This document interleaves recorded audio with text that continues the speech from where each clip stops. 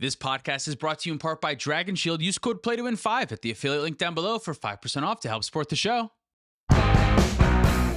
Welcome to the Play to Win podcast, where we talk about winning in cEDH. I'm Cam. I'm Dylan, and this week we're talking about red cards in cEDH, the best ones. But before we do, if you want to support us directly and get cool extra perks, check us out on Patreon. Yeah, red is one of those colors that I feel like is going to be a little bit different than the blue and the black versions of these podcasts, because although red does have some very powerful card, its card pool is a little bit, I don't want to say shallow, but like lean. Like it's got a big spike in power, and then everything else is like in the right deck with the right commander, maybe. Yeah, the graph for this one is going to look so fucking askew. The bell curve is way off. Yeah, exactly. Red is really just like your win condition color. It's not the greatest of support colors unless you're using it to like get you a little bit of mana, but outside of the mana or like trying to find your explosive win condition, red's not really giving you a ton. So we're not going to see as long of a list as we saw with any of the other cards. In fact, there's already a couple cards on here that might even be a stretch for being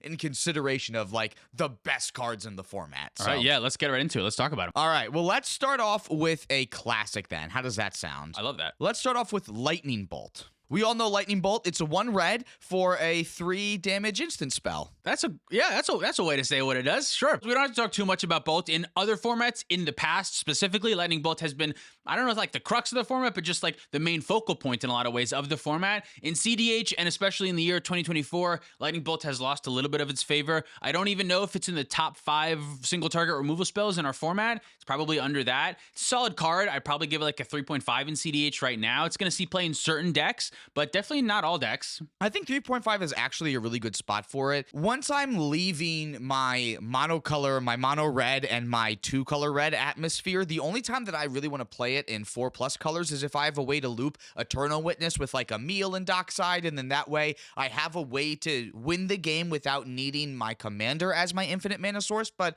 if I'm not doing something like that, there are just so many better removal options, and this format isn't surrounded around the Bolt test the way that like Modern was, where like your really all-star creatures in Modern had to have 4 toughness, otherwise what was the point of them? They were just going to die to Bolt. That's why Tarmogoyf was so good at the time. But this format is a lot different. 3 toughness is kind of like okay for us to have because it still gets around Tymna attacking. So it's not necessarily, as you said, running the format like it does others. Yeah, and the damage to the face just doesn't matter. Like, yes, there's a theoretical world where someone will add Nas down to 3 and you'll be able to get him, but that just doesn't happen very often. And like whittling your opponents down and eventually killing them with burn spells is just not very common in cEDH. So it's really more often than not, like 99 out of 100 times, 1 red, deal 3 damage to a creature. If you got to get rid of Dranith Magistrate, if you got to get rid of certain stacks pieces that die to it, it's a fine extra inclusion. But like you said, I do like that one loop of if you have a way to make infinite treasures with Dockside or a way to flicker something like Emil or Temur Sabertooth, and you have a way to draw your deck like Thrasios, you can Lightning Bolt someone's face, flicker the Eternal Witness, get the Lightning Bolt back, and just do it over and over again. So I like it as part of a convoluted Part B, Part C win condition, and then as a removal spell in like 2-color decks, but outside of that, not much. So yeah, 3.5 Lightning Bolt. Removal spell in my non-blue color deck specifically, I should say, because I love it in Atali. Like you said, I need to get rid of Dranith Magistrate, but 3.5 I think is exactly where this goes. She's played in a decent amount of decks, but not enough to be considered like a massive staple that like Najeela is going to play. Right, yeah. I would still say Swords to Plowshare is the premier removal spell that we have, and everything's kind of compared to that. Every removal spell we've talked about in the past 3 weeks or 4 weeks now is just on a steady decline since Swords to Plowshares. All right, let's talk about Imperial Recruiter. This is 2 and a red for a Human Advisor 1/1. When it enters the battlefield, you search your library for a creature card with power 2 or less, reveal it, and put it in your hand, and then shuffle. It's a 5-mana Dockside Extortionist. Yeah, which is a lot worse, but it's still like serviceable. Yeah, in the right deck, if this can find a win condition as well as a value piece, if you can find Dockside Extortionist and Thassa's Oracle, and you're also not in black, because I think once you have all of the black tutors, this card is just not worth it. But if you're in a red-greenish deck where you need to find sometimes Dockside Extortionist, sometimes Collector Oof, sometimes whatever, this can still be a great find. It's also kind of a nice 1-card win condition. I know that Baron Master Wizard has kind of fallen out of the format a little bit, but that was a way that you could use Imperial Recruiter to find Baron, bounce it back to your hand, and then use the Recruiter to find Dockside and go infinite that way.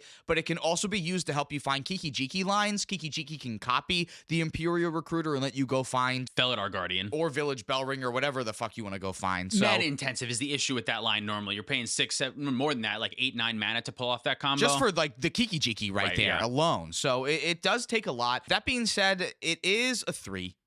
Because there are going to be decks that I think are going to want it. Like, I do like it in Atali, or I did like it in Magda, because these were just like turbo Dockside Extortionist decks. I really want to just try to find a way to make as much mana as I possibly can. And a 2-turn investment into a Dockside Extortionist isn't that bad in a deck that, like, that's your main plan and that's what you're wanting to do. Yeah, I mean, it seems kind of straightforward, but you really, really have to need the things that this tutors for. Like, if your deck really heavily operates around Dockside Extortionist or around some other target that this card can get, obviously the playability of it goes sky high, but the more colors you have, the more green and black tutors that you have, the less powerful this is, specifically the black tutors. Yeah. It just gets less and less powerful as you add more powerful cards, but still playable. Tutors are really good at helping the consistency of singleton decks. So, like you said, I think 3 sounds good. It's going to see in some 2-color decks. I liked it better in, like, Jeskai decks, too. Yeah. Because you don't really have a lot of good tutors in Jeskai colors. You have a lot of medium tutors, so you're kind of, like, playing what you have to play. So, when this is a way that you can make infinite, or help you make infinite mana for Jeska, I think that's just a good spot to be. Interesting that you were talking about in the beginning how what red cards offers is like win conditions to decks. Like that's what it's good at, is like comp win conditions basically. And the first 2 cards are, yes, a tutor and a removal spell, but also a win condition, or at least part of one. Which yeah, they can all kind of be a part of that too. Yeah, that's kind of funny. Let's talk about Dockside Extortionist, because we've already referenced this card in each of the other cards that we talked about so far. So this is 1 and a red for a Goblin Pirate that's a 1/2, and it enters the battlefield creating X treasure tokens, where X is the number of artifacts and enchantments your opponents control. It's the focal point of the format. I would say arguably the best card in the format by I don't know if a substantial margin, because there are obviously a lot of powerful cards, but I would say the format is very Dockside based right now. It's way up there. Yeah. It's the reason why we're playing so many clones in the format right now is just because everyone has one. It's a huge draw to this color, and it just goes infinite with the ham sandwich. It's so easy to make infinite mana with this thing. And I will say it is important to keep this card in mind when you're playing cEDH. I do think that sometimes it can be right to jam out all of your fast mana, even if you can't use it yet. Even with the Dockside in mind, that can be right sometimes, because we want to think about Rhystic Studies and to a much lesser extent Wheel of Fortune. But there are times where you want to sandbag your stuff. You don't want to play any of your rocks so that you don't feed the potential Dockside, especially if you know for a fact that one's coming. We really have to like make sure that we can play around in our format, because if you can make Dockside worse, if you can make it so it's only getting 3 treasures, it can be much easier to deal with. But once Dockside's making 6, 7, it's so much mana. It's just such a powerful card. It lets you come out of nowhere. It lets you really pull yourself out of situations that otherwise would have been impossible to pull out of. It's like the main draw to red, I would say. You ever just think about like taking all artifacts out of your deck just to make Dockside bad and everyone else's? I know. Yeah, it's such a strange situation, because like, yes, Dockside is a huge part of the format. It's only 1 card though. So like at the end of the day, like it's just better to make your deck better. It's better to play your own Dockside, play your own fast mana so you can find Dockside quicker than trying to stop your opponents, especially since we're in 3-player. Trying to metagame against what your opponents are doing is a little bit trickier, and I find it better to just like, how do I win the game? How do I take that most powerful card and use it to my advantage? And with Dockside, there's 1,001 ways to do it. That's honestly the best way to take advantage of what your opponents are doing. Is like you're taking advantage of the fact that they're trying to ramp out their quick stuff, and then you go, I can just go on top of all of y'all with this thing. Right, yeah. It just opens up so many doors. You get so many windows that this thing does. Like, it's the reason why we're playing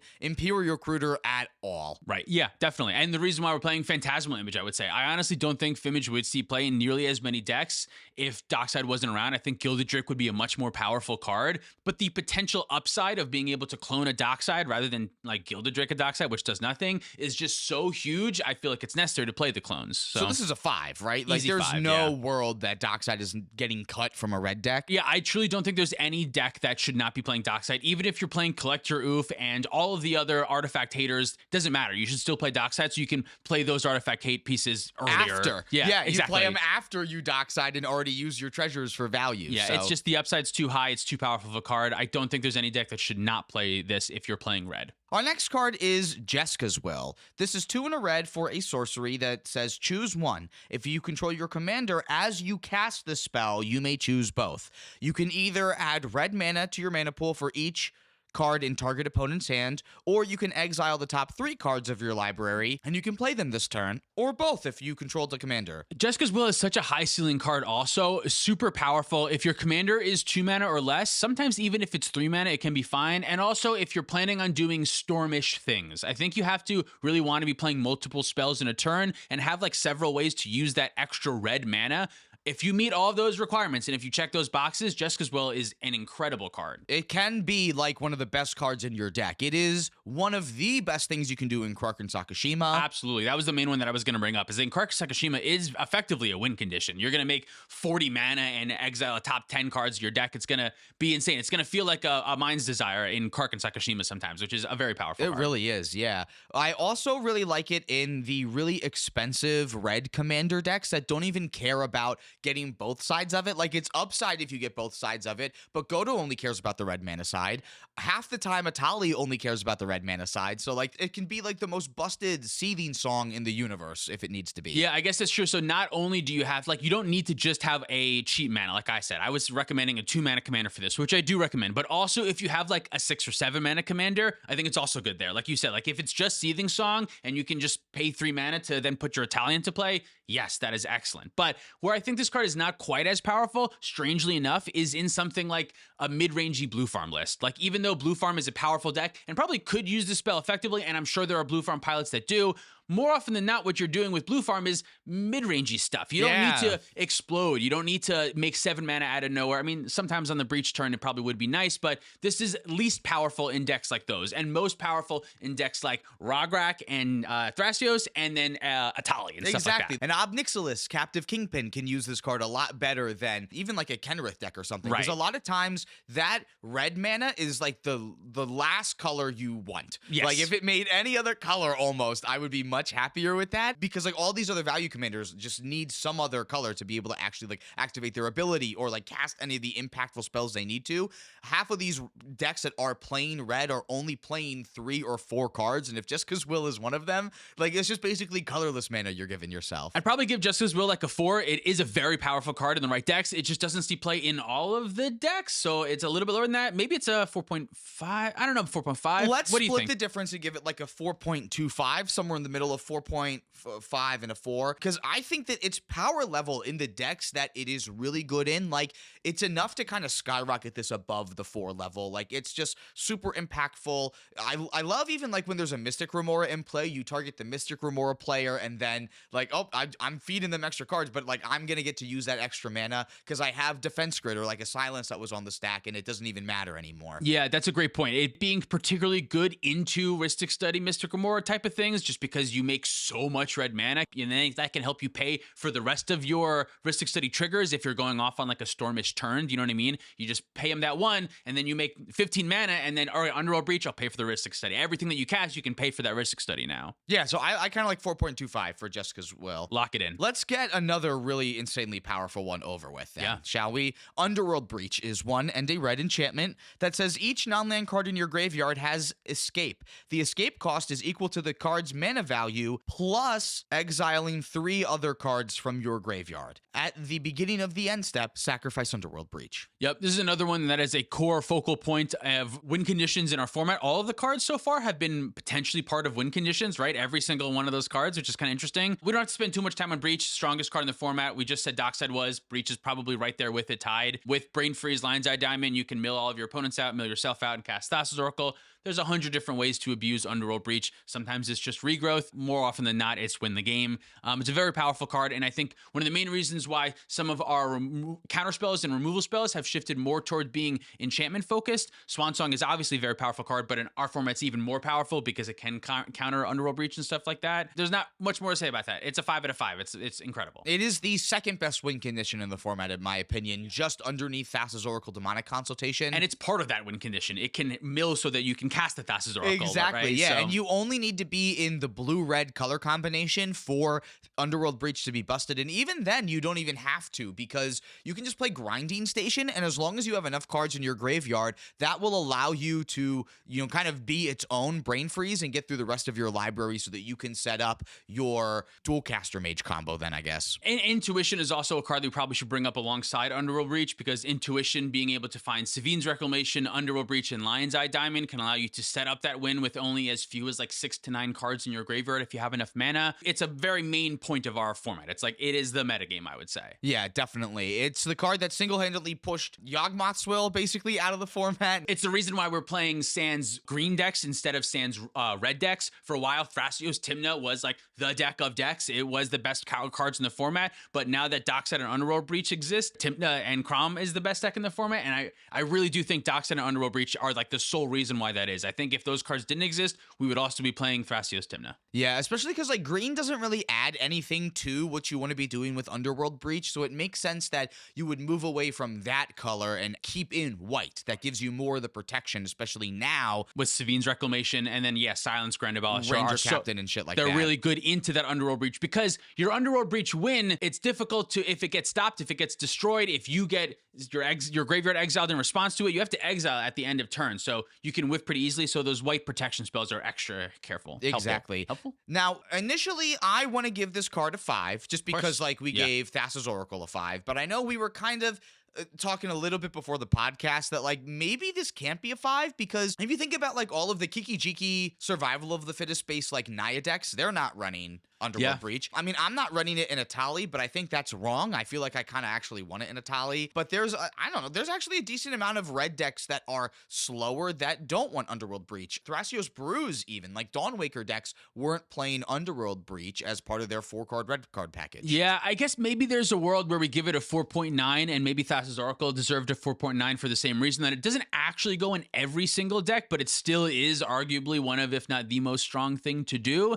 It's just specific. You have to be playing a certain type of deck. You have to be playing kind of, I don't want to say bad cards, but like cards that you wouldn't otherwise play, like Lion's Eye Diamond. Like, yes, you can use Lion's Eye Diamond to work with your other Storm cards, which is what you want to be doing if you're an Underworld Breach. But if you have Lion's Eye Diamond in your mid-range deck, it's not going to be good. You want to build up cards in your hand. You don't want to discard them for a burst of mana. I don't know. It's kind of hard. I think not giving Underworld Breach a 5 out of 5 would be like it would be a cardinal sin. Yeah, I think we should talk about what we rate a 5 out of 5. I think a 5 out of 5 could either be it goes in every deck, or it's the most powerful thing to be doing in the color. Or like a quintessential cEDH piece, I would say too, because we also gave like Ad Nauseam a 5, and that's clearly not a card that every black deck plays. Right. So I do think that Underworld Breach is going to be a 5 out of 5, but I am going to put it underneath Dockside Extortionist. Oh yeah, Dockside goes in every single deck. And this card definitely does not. Yeah. Dockside, you don't need anything else. You just need 3 opponents, which every commander deck has, and you will make at least probably 3 treasures most of the time, which is fine enough. And exactly. Then 4 is incredible. I would say 4 is good. 5 is starting to get to incredible, and then 6 is insane. Everything above that's insane. I think 5 is really where Dockside starts to get unlocked, because that's where like a lot of your infinite mana loops start to become relevant too. So yeah, all right, I like that. 5 for Breach. It's a 5, but technically a smaller 5 than Dockside Extortionist. I'm a little hiccupy. Yeah. And now I have to read a card with 2 sides, so this timing's very well. Bergi, God of Storytelling. This is 2 and a red. For a legendary creature god, it's a 3/3. Whenever you cast a spell, you add red, and until the end of turn, you don't lose this mana as steps and phases end. Creatures you control can boast twice. Oh, shut up, Cameron. Let's read the other side of it. Harnfell, Horn of Bounty. Legendary artifact. It's 4 and a red that says discard a card and exile the top 2 cards of your library. You may play those cards this turn. This is another powerful one that can be part of win conditions, funny enough. It is everything that you want it to be in a Grixis deck. It is the mana that you need it to be to storm off, or it is the extra card advantage and reach that you need to find more things and get rid of the duds in your hand. Absolutely. Like the fact that when you Ad Nauseam and you have 30 cards in your hand, sometimes 10 of them are lands. If you can turn 5 mana and turn those 5 lands into a whole bunch more spells in action. 10 more cards. That's 10 more cards you get to look at. And the fact that you're discarding those cards, not exiling them, meaning that you can escape with Underworld Breach, you can still utilize them afterwards. It's so good. Yeah, the only issue this card has is it is a little expensive. 3 mana for a mana engine is a little bit much, and then 5 mana for card advantage is a little bit much. But in these Storm decks that sometimes they Jessas Will, or they just happen to have like extra mana and need something to do with it, Bergie is incredible. A lot of times, like, Bergie's your turn 2 play when you're like, okay, well, the table's not, like, really threatening right now. I can kind of take a turn off to throw a Bergie out, and I will be really set up for the rest of the game then. Yeah, absolutely. And then it's also really helpful in your finishing turn. If, like I said, you can make that bunch of mana. But this is another one there, like Underworld Breach. If you're not playing that fast kind of explosive strategy, it's much less good. I'm not going to play it in Timnatana Blood Pod. I'm not going to play it in any sort of like Thrasios deck that's trying to grind value and advantage. I mean, Thrasios Dargo might play this because this card is very good with Dargo. You got to play this in every Dargo deck. Yeah, every Dargo deck, because it gives you that red mana back to recast Dargo if you get enough sacrifices. It's an incredible combo piece with a lot of commanders that we're probably not going to be able to touch on most of them, but the card's good, just doesn't see play in every deck. Exactly. I mean, like you said, the main problem is that it is a little expensive for each side, but it's kind of like a Colligan's command because it can do everything that you want it to do. It does everything that you want at a slightly bad rate, and that makes it good enough. It makes mana, it makes cards. That's all you want your shit to do. With one of those two things. That's how you win the game. So what do we give this card, though? Because, like, it's more than a 3. I think it's going to be more than a 3. I think it's close to Jessica's Will. We think it's close. It's a 4 then. It's at least a 4. It's definitely a 4. Is it a 4.2 or a 4.3? Let me try to think of this as better than Jessica's Will. So I actually think the popularity of Burgundy is going down a little bit. Yeah, I don't know if that's right, but yeah, I think you are correct in saying that the popularity of this card has been going down. But again, if that's not correct, we should rate it based on what's correct. But I think as the format slows down a little bit, like, because it's value side, the card advantage side of it is significantly worse than Rhystic Study and like pretty much every other card advantage actual engine that we would talk about in our ranking the best card engines podcast. Like, this backside of Bergie doesn't come up, and it's significantly a front side much more. Yes, yeah, you're right. The backside is so powerful. I truly think, I mean, I know at least I'm this way sometimes. I'll straight up just forget about the backside. You know what I mean? It's just, to me, it's just the front side. Because the front side's so good, I forget that the backside, oh yeah, that's extra cards. I should have used that. And it will win you games. Like, just seeing 10 extra cards will win you the game. Yeah. But,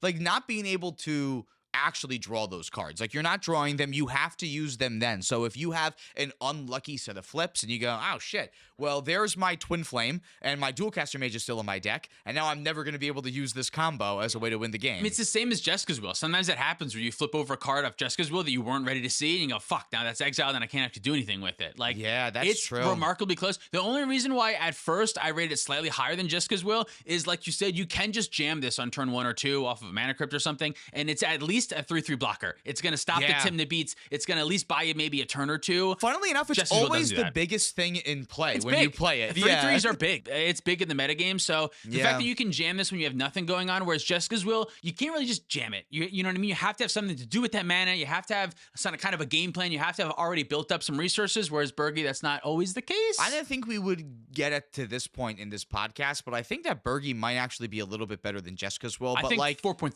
4.3, yeah. So it's literally 0.05 points ahead of Jessica's Will, because for 3 mana, they're doing the same thing. It's just your investment is different. Like, Bergie is your 401k. You're putting mana into it right away so that later when you need it, you're getting that mana back. Whereas Jessica's was like a lottery ticket. It's like a lottery ticket. That's, oh my God, we're so good at analogies, dude. Maybe like insider stock trading. Like, you have an idea it's going to be good and swell, but you don't actually know for sure. Like day trading. You can get lucky and make it really good, but it's really not the most reliable way to make your mana. Yeah, but if you have a ton of money already, if you're already going through it, it's just fucking fun. It doesn't matter. You know what I mean? It's just like extra. It's kind of, I view it the same way, I think. This is another episode of two guys who don't know what they're talking about.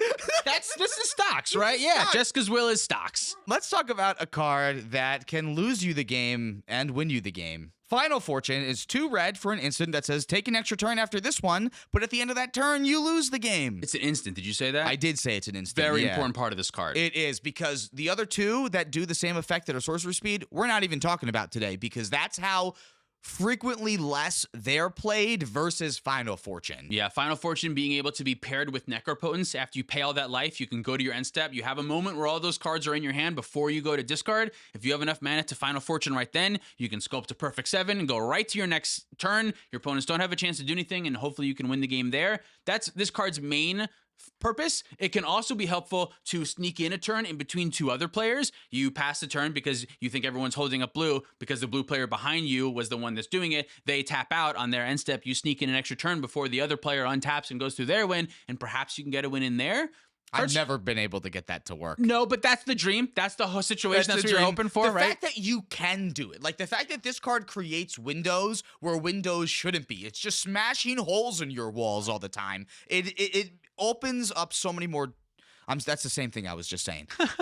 It just gives you more flexibility that, like, so many other cards won't give you. And this can also act as just like a ritual sometimes. You know what I mean? If you have enough mana where you can just like use this to untap your lands and untap some of your mana rocks and just act as almost like a dramatic reversal of just like giving you more mana, that's also great too. The other red time walks that are sorcerer speed also do that, which is why decks like Rogsai and some very turbo decks will play those cards, because you just need that one extra turn. You just need a little bit more mana to get there. How many times have you heard a cEDH player say, if I just untapped on my next turn, I totally would have won this game? Yeah, exactly. This card allows you to take advantage of those situations. It's got some weaknesses. I mean, if you Final Fortune and everyone says, okay, and then they silence you in your upkeep, you're going to be pissed, especially if you're in your Rakdos deck, which is where this card will see the most play because... You don't have interaction for that. Right, yeah, you don't have interaction for that. So there's still scenarios where this is actually stabbing you instead of getting rid of, like, your opponents. Exactly. So it's one of these cards where, like, I'm hesitant to put in decks because I notoriously hate cards that have a downside for me and have a situation where my opponents can set it up so that I lose the game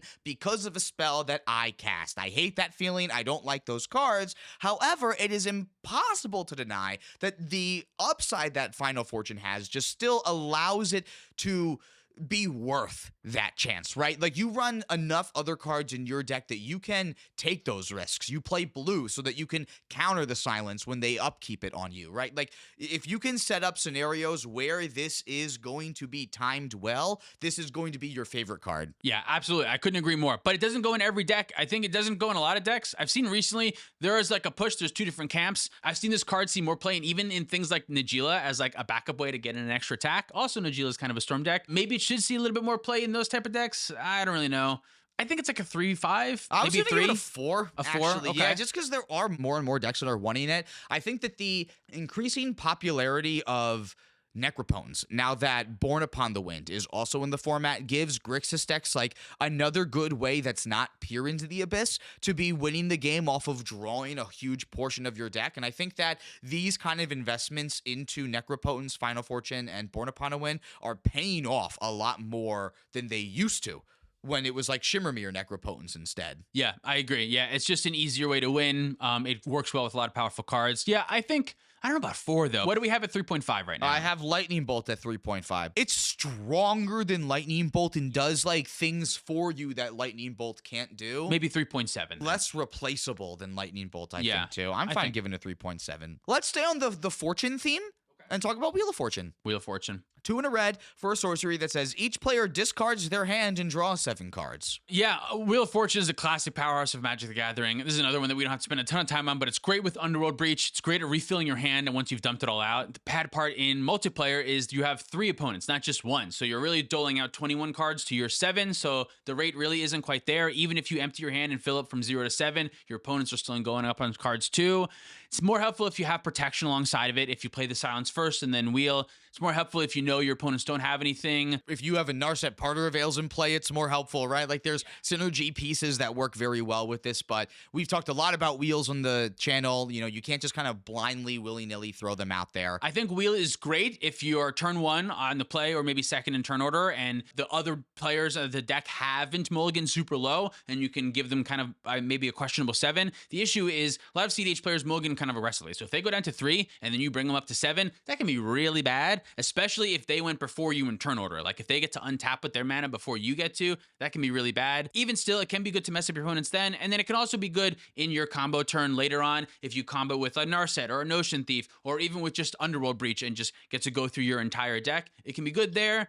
I don't love it as much as I did once in the past. I'll tell you that. Me too. I really only like it in Underworld Breach decks now, or decks that are trying to cast a ton of spells in one turn, and that is becoming less and less good as the format slowed down to include like Atraxa and Tivit as main powerhouses in the format now. So I'm also way down on wheel. I'm thinking it's probably going to be like around Lightning Bolt or Imperial Recruiter, around like the 3s right now too. I kind of, in a weird way, think it's closer to Jessas Will, but I see what you're saying. This card rots in my hand half the time, because a lot of times I'm evaluating the board state and realizing that it is not the right time to wheel, whether it's because there are other blue players at the table. Like, that's the other thing. You mentioned you have to have protection, and you kind of do, because you are refueling everyone else, giving them the opportunity, 3 other players, the opportunity to find potentially free counter magic for what you're doing. Like, you don't even feel safe when people are tapped out and you wheel. Yeah, you have to be a certain type of deck for sure. You got to be a fast deck. You got to be confident that your deck can win off of a fresh 7 with what you already have in play. If you think, doesn't matter if my opponents have 21 cards, they only have 1 blue pip up, I already have out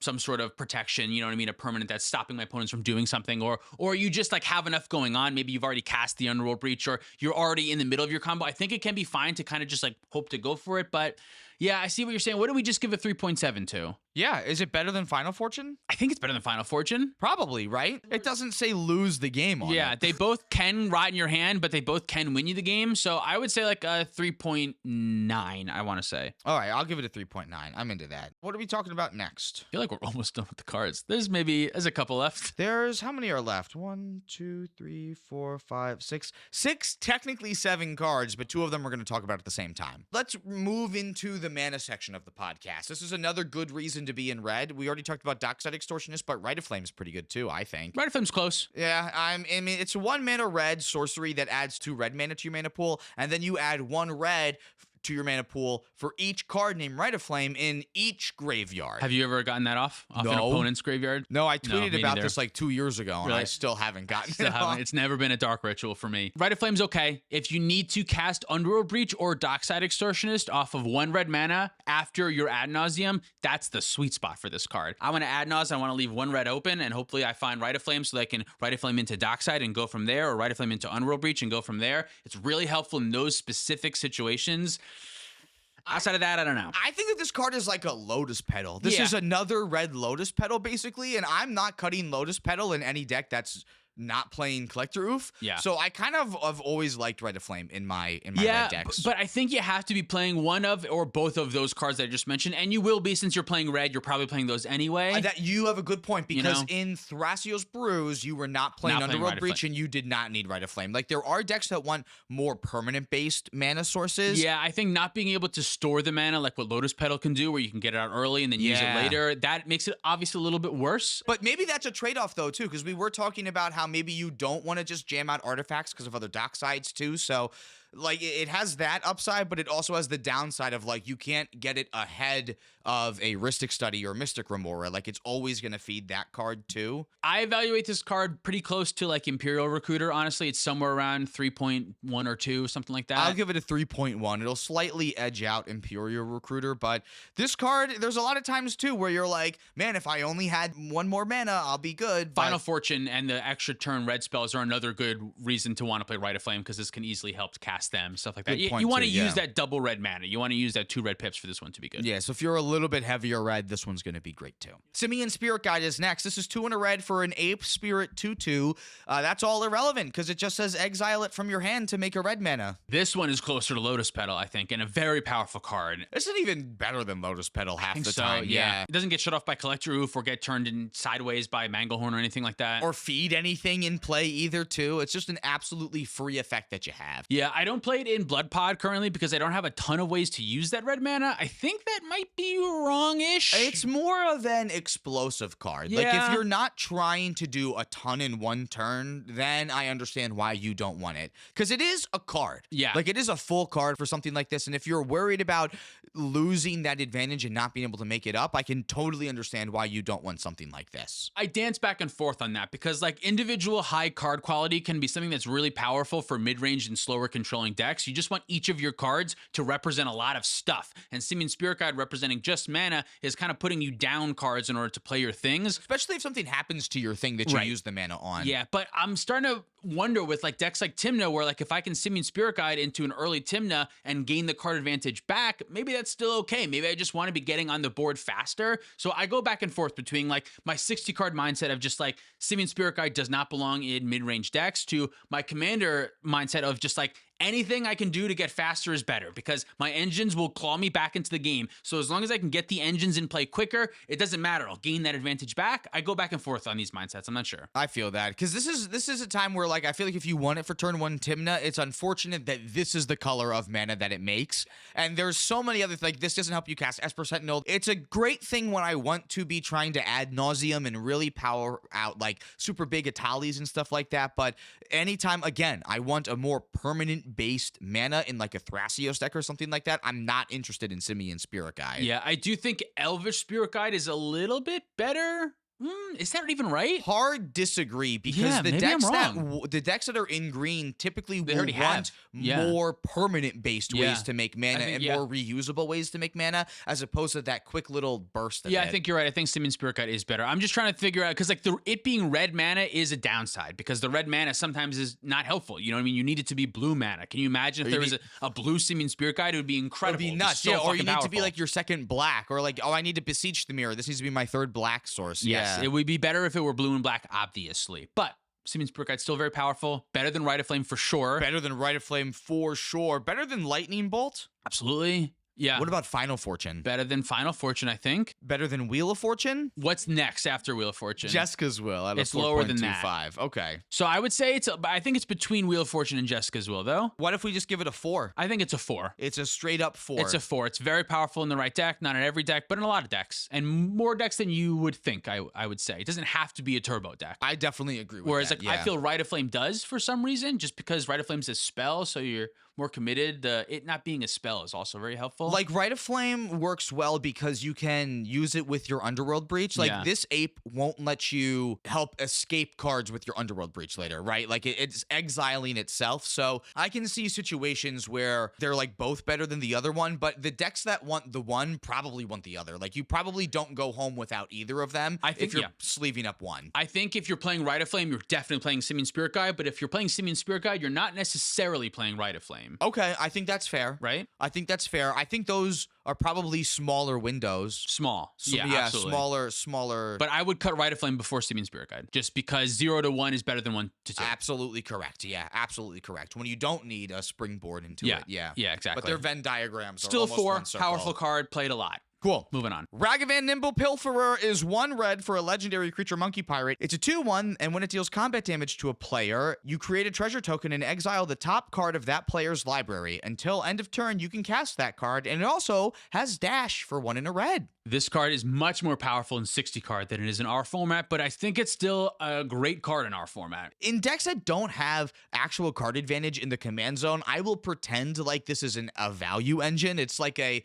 my red Esper Sentinel, technically, but it's not that at all because you're not getting cards that you want actively. You're getting cards that you might want and probably can't do anything with if they're a land. Yeah, more often than not, you're going to flip a land or a counterspell, which at that point is not going to do a ton. Sometimes you hit a Mana Crypt and it's the best day ever, but more often than not, I would say you hit duds off of the Ragavan. It's really just a 2/1 that can help with your Tymna and can get you a treasure and will be a very large Orcish Bowmaster magnet. Unfortunately, that 1 toughness stinks now more than ever, especially needing to attack. It's a little harder to get through, so it's slightly worse than a Mana Dork in some ways, slightly better than a Mana Dork in other ways. Card's great. I think it's better than Simian Spirit Guide, probably like a 4.2. So that would put it just under Jessica's Will? What's Jessica's Will at? 4.25. And then what's right after that? 4.3, Bergie. Better than Bergie. You think this is better than Bergie? And maybe Jessica's Will, because I think Ragavan goes in turbo decks and slow decks. I think Ragavan goes in most decks, to be honest. Ragavan does go in turbo decks, but I see it less in slower decks, though.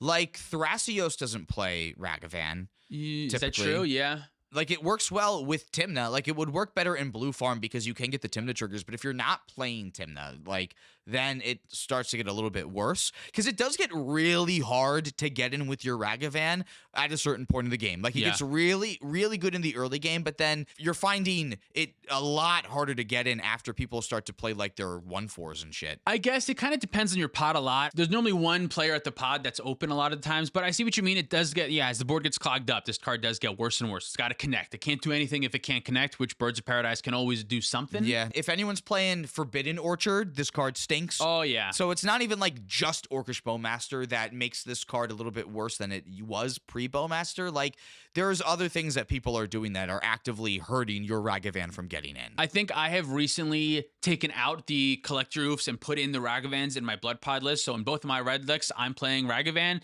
and it has been great for me. So I'm a little jaded right now, but I still do think it's better than Burgi. I think Burgi just does so much more. Like, the card advantage in Burgi is actually going to get you a lot farther ahead than Ragavan will. Like, a lot of times Ragavan is only making treasures where Burgi can just have so much more. Burgi's part of a win condition. Yeah. Is Ragavan the first card that's not part of a win condition? No, I'm sure there was another one. Oh boy, technically all the other cards are technically part of a win condition. Even is Final Rite Fortune. of Flame part of a win condition? I guess Rite of Flame's though? not. Yeah, Rite of Flame and Simian Spirit Guide aren't. They're not part of like a win condition. the ceiling of Ragavan, like flipping over the One Ring. Oh, Like, yeah. that's a really high ceiling, but that's like 1 in 85 cards that are in your opponent's deck and could even be in their hand. So it's an unreliable way to get advantage outside of just getting treasures. And even then, it's not very reliable past that certain point. So The ceiling is high, but a little bit lower than Burgi and Jessica's Will, so maybe it's like a 4.1. I'm thinking that I'll give it to you that we can put it ahead of Simian Spirit Guide, but I think 4.1's a better home for it. Whereas I think Jessica's Will and Burgi can just do a little bit more at almost all points of the game versus what Ragavan can do. Yeah, that's fair. Okay, sure. All right, we'll put that at 4.1. All right, let's talk about Gamble. This is 1 red for sorcery that says search your library for a card and put that card into your hand and then discard a card at random, then shuffle. Red doesn't have a lot of access to tutors. We already talked about the other good one, Imperial Recruiter. Gamble is better. The other good one. Yeah, there's only 2, and Imperial Recruiter's not so great. Gamble is much better in Underworld Breach decks. Once the Underworld Breach is out, doesn't matter if you discard it or not, that's a 1-mana tutor. So that's incredible. Best rate possible. Without the Underworld Breach, Gamble's a little bit worse. Again, the ceiling for this card is way high, but the floor is way like towards the maximum. Yeah. The maximum depth of floor. Yeah. Whatever that number is. It can be very appealing to turn 1 Gamble for Mana Crypt, and then if you keep the Mana Crypt, you can hopefully Mana Crypt into Talisman or Mana Crypt into Ristic Study with another pip or something like that. The ceiling can be high for that.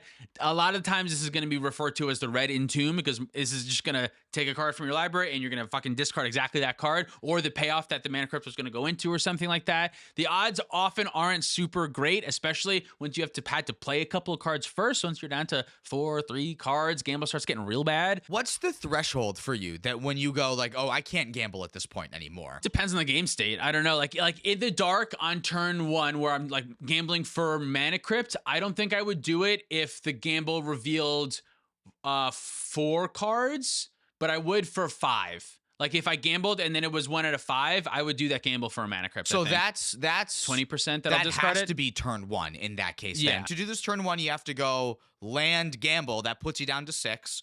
Oh, I guess the card that you get is a gamble card. So you, on turn 1, you still have 7 cards in your hand when you go to discard. Turn 1, you'll go to 8 cards when you draw, and then you'll go land gamble down to 6. But then you put the card you gamble for in your hand. Yeah. So that counts as 1. So you have 7 cards that. That's a great one. I would definitely do that. I would do it if it was 6, and I would do it if it was 5. See, I'm at the point now where like if my 25% chance with 4 cards in my hand, I also feel you would take that. I wouldn't take that. It depends. Maybe I would. I started going by like Fire Emblem rules, where like if I would take this percent chance in Fire Emblem, I should take this percent chance in Gamble. It depends on what the other cards are. Like if you need it specifically to not hit 2 cards, then that's even worse. You know that's what I mean? a 50% chance. Right, then, yeah. If so you have 4 cards. It depends on like if one of the other cards is necessary, you take that out of the equation and then think, what if odds I discard that card? And I'm sure there are some equations that you could figure out that would help you like better solve this. I'm just going off gut reaction a lot of the time. Gamble's the one where I love it late game. I love it when after I ad nauseum and I have 30 cards in my hand, whatever. Yeah, That's 1 out of 30. perfect, That's a great gamble. That's incredible. And I love it in the beginning when I haven't mulliganed, then I want to make sure I get that Mana Crypt. That can be fine. In the mid game is when this card starts to really suck. Is when this gets a little bit iffy. Like if you haven't had a card advantage engine that's been in the game yet, so you end up like getting stuck at 3 pretty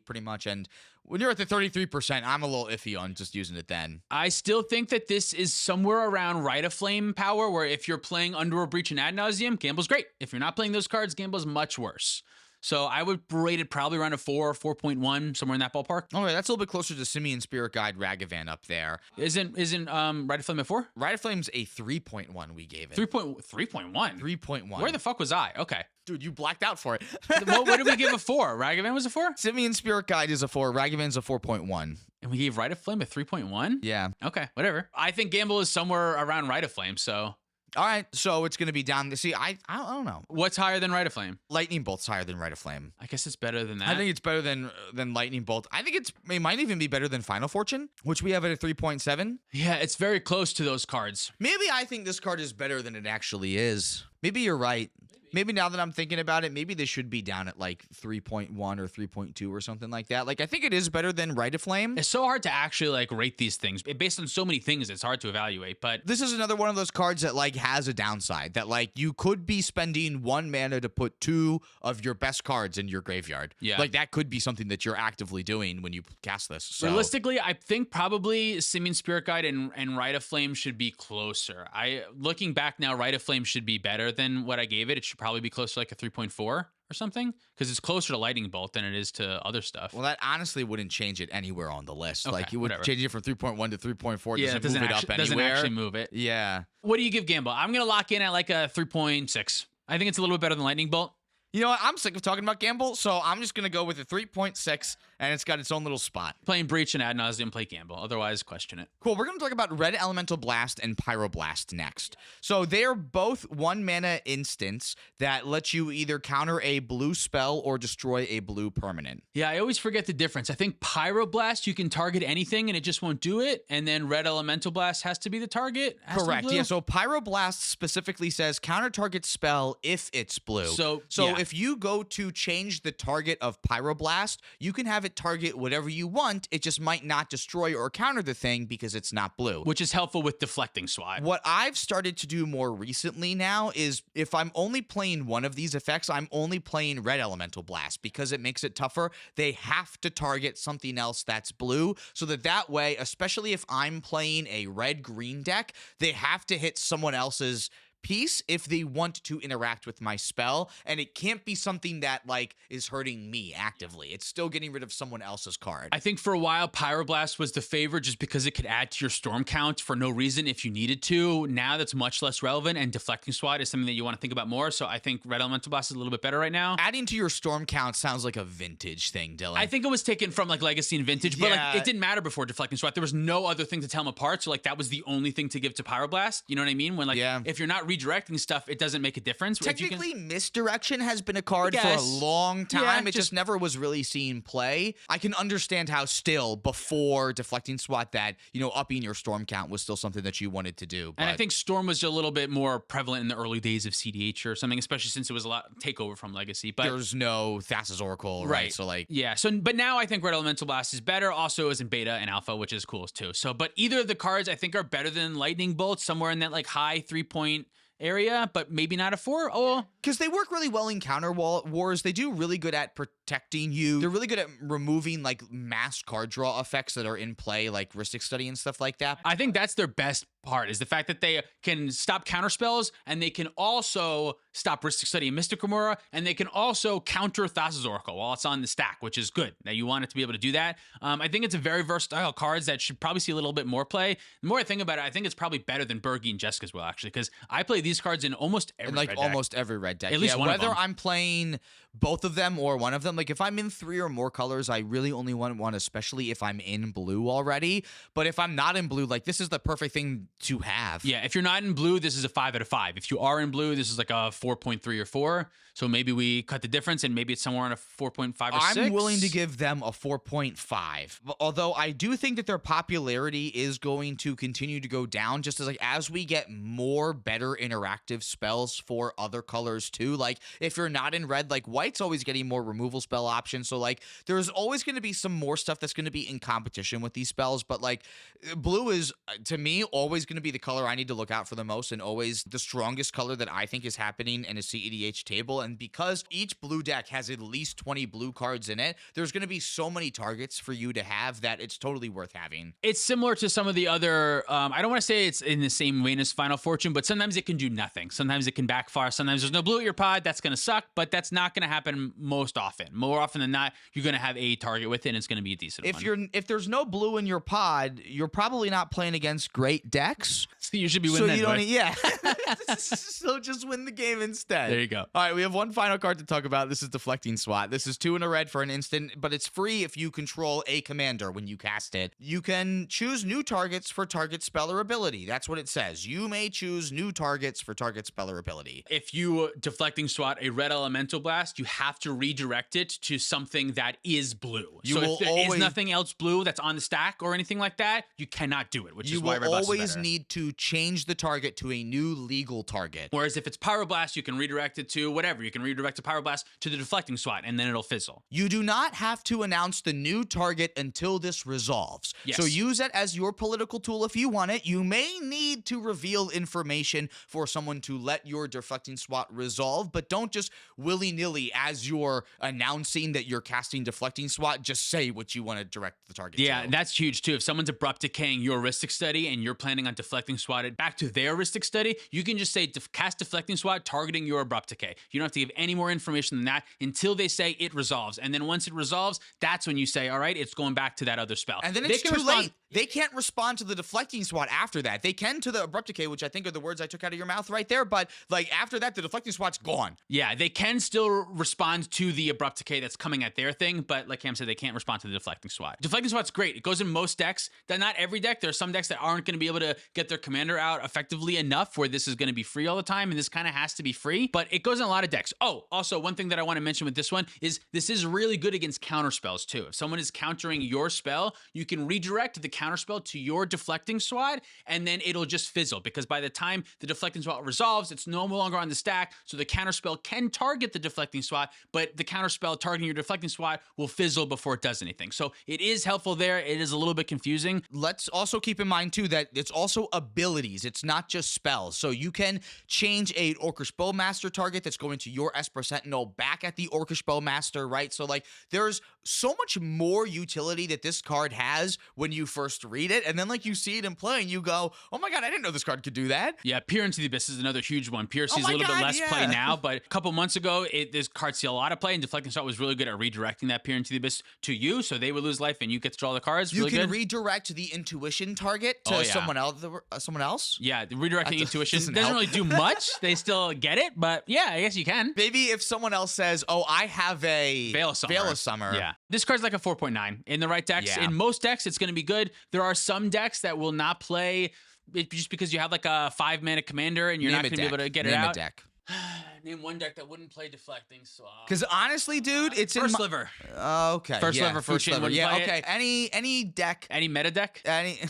Name an actual meta deck that wouldn't play Deflecting SWAT. Because like even right now. okay, I'll give you this. There are a lot of Kenrith lists that don't play that don't play it, but mine does, because my Kenrith list is much more focused on trying to get Kenrith in play. Because I don't know why you don't want to have Kenrith in play if you're playing Kenrith. When I was playing Kess a little bit more, I know a lot of Kess lists were off of Deflecting SWAT and Fierce Guardianship because you don't get Kess out enough. I was also on the boat of no, I want to go out of my way to get Kess into play, so I want the SWAT to protect the Kess. I feel like if your commander creates card advantage, why don't you want it in play? You should play towards that and put this card in your deck. Yeah, I'm trying to think of if there is a deck that wouldn't play Deflecting SWAT besides Kenrith, besides First Chain Flue Silver, besides like if your commander is just an outlet. But we've kind of learned that like those decks are not as good. Like your commander can't just be an outlet. It's got to be more active. More than just that. Yeah, which means that it's also doing something in play, which means that I kind of want this all the time. At the same time, though, this is not the same power level as Underworld Breach and Dockside Extortionist. It's just not. It's good. Which is it's why great I'm okay interaction, keeping it at a 4.9 because it is the best interactive red spell, but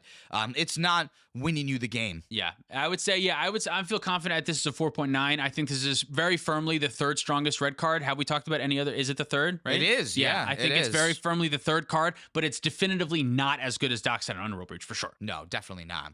Well, that's our list, Dylan. Do you want to hear it from bottom to top? I would love to. All right. So our worst card is Imperial Recruiter at 3. Then we have Rof Flame at a 3.1. Lightning Bolt comes in at a 3.5. Then Gamble came in at a 3.6. Final Fortune got a 3.7. Wheel of Fortune just eked it out at 3.79. Simeon Spirit Guide got a 4. Ragavan Nimble Pilferer is at a 4.1. Jessas Will got a 4.25. But Bergie, God of Storytelling, got a 4.3.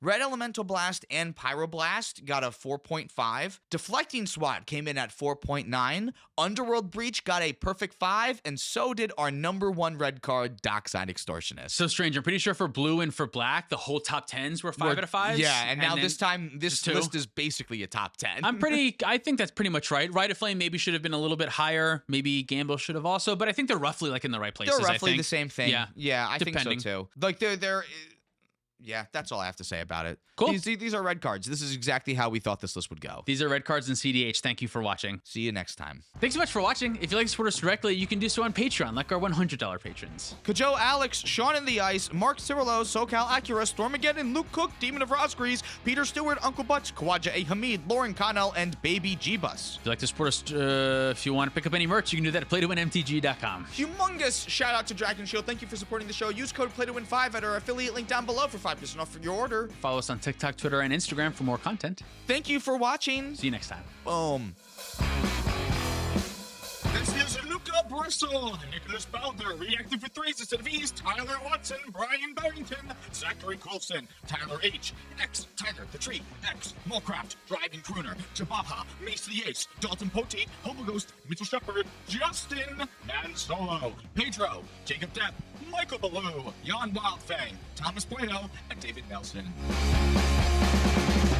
Welcome to the Play to Win podcast. Nope, that's not what I say. You say that.